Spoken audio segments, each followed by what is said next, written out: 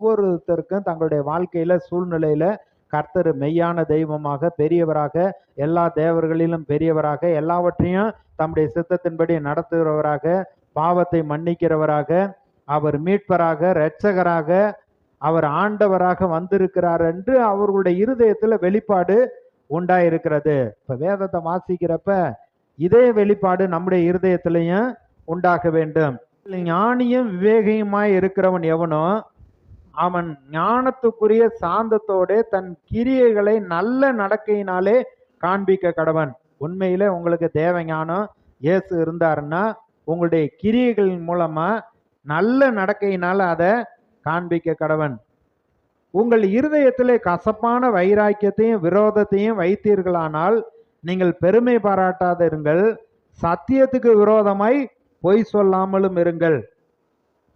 அதாவது நல்ல கிரியை இல்லை, உள்ளமெல்லாம் கெட்டு போயிருக்கிறது.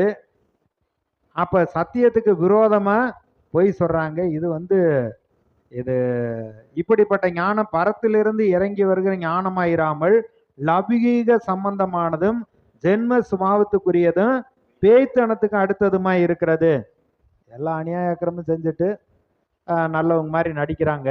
இதெல்லாம் கெட்டு போன ஞானம். இது லௌகீக ஞானம், பேய்த்தனத்துக்கு அடுத்த ஞானம், உலக ஞானம், சுய ஞானம். இதெல்லாம் பாருங்க, இது உலக ஞானம். இது நல்ல நன்மை எதிர்பார்க்க முடியாது. இயேசு மலை பிரசங்கத்துல அவர் சொல்றாரு, மரம் நல்லதென்றால் அதன் கனியும் நல்லதென்று சொல்லுங்கள், மரம் கெட்டதென்றால் அதன் கனியும் கெட்டதென்று சொல்லுங்கள். அதுக்கப்புறம் நல்ல மரம் நல்ல கனியை கொடுக்கும், கெட்ட மரம் கெட்ட கனியை கொடுக்கும் அப்படிங்கிறார். அதுக்கப்புறம் 12வது 13வது அதிகாரத்துல அப்புறம் பின்னாடி சொல்லிக்கிட்டே வரப்ப மனுஷன் நல்ல இருதயமாகிய பொக்கிஷத்திலிருந்து நல்லவைகளை எடுத்து காட்டுகிறான், பொல்லாத மனுஷன் தன் பொல்லாத பொக்கிஷத்திலிருந்து பொல்லாதவைகளை எடுத்து காட்டுகிறான். அப்ப இந்த ஞானம் பேய்த்தனத்துக்கு அடுத்த ஞானமா இருக்கிறது, ஜென்ம சுபாவத்துக்குரிய ஞானமா இருக்கிறது. அடுத்து தேவ ஞானம் 16வது வசனத்திலிருந்து 17 வருகிறது. 16 வாசிக்க, வைராக்கியம் விரோதமும் எங்கே உண்டோ அங்கே சகலமும் துர்ச்செயல்களும் உண்டு. பரத்திலிருந்து இறங்கி வருகிற ஞானமும் முதலாவது சுத்தம் உள்ளதாயும், பின்பு சமாதானமும் சாந்தமும் இணக்கம் உள்ளதாயும், இரக்கத்தாலும் நற்கனிகளாலும் நிறைந்ததாயும், பட்சபாதம் இல்லாததாயும், மாயமற்றதாயும் இருக்கிறது.